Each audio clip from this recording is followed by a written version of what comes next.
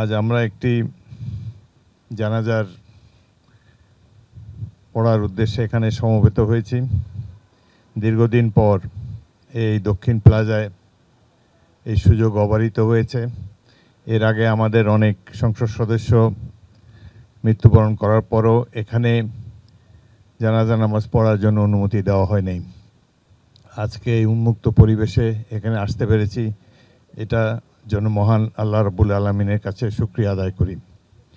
GM Fazlul হক আমাদের সহকর্মী ছিল মহান জাতীয় সংসদে, তিনি কয়েকবার সংসদ সদস্য ছিলেন, আমিও তার একজন সহকর্মী ছিলাম এই পার্লামেন্টের। তিনি অত্যন্ত সদালাপী, মিশুক এবং ভদ্রলোক ছিলেন। তার এলাকায় অত্যন্ত জনপ্রিয় ছিলেন। তিনি এলাকায় অনেক উন্নয়ন কাজও করেছেন, সেই হিসাবে মানুষের কাছে অত্যন্ত প্রিয় ছিলেন। আজকের এই মৃত্যু আমাদের সবাইকে ব্যথিত করেছে, সাথে সাথে এই শিক্ষা দিয়েছে যে আমরা যেন পরবর্তী পৃথিবীর জন্য, পরকালের জন্য যেন প্রস্তুতি গ্রহণ করি।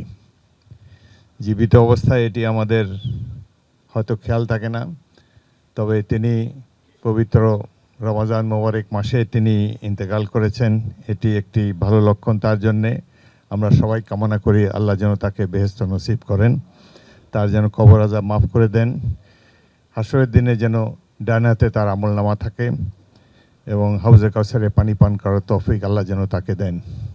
আমরা যারা এখানে উপস্থিত হয়েছি আমরাও ক্ষমাপ্রার্থী, আল্লাহ রাব্বুল আলামিন যেন আমাদের সবাইকে মাফ করে দেন, আমাদেরকে যেন জান্নাত নসিব করেন। এই জাতীয় সংসদের যারা ইতিমধ্যে পরলোক গমন করেছেন স্বাধীন বাংলাদেশে, তাদের সকলকে আল্লাহ রাব্বুল আলামিন যেন জান্নাতবাসী করেন, এটাও আমরা কামনা করি। জনাব ফজলুল হক তিনি দেশের সেবায় অনেক সময় অতিবাহিত করেছেন।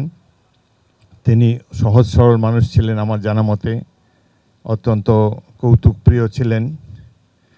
এলাকাবাসীর সাথে তার সুন্দর সম্পর্ক ছিল, সংসদেরও সকলের সাথেই তিনি সকলের কাছে অত্যন্ত প্রিয় ব্যক্তিত্ব ছিলেন। আল্লাহর কাছে কামনা করি আল্লাহ যেন তার পরিবারকে, এই শোক সন্তপ্ত পরিবারকে এই শোক এবং সহ্য করার তৌফিক দেন।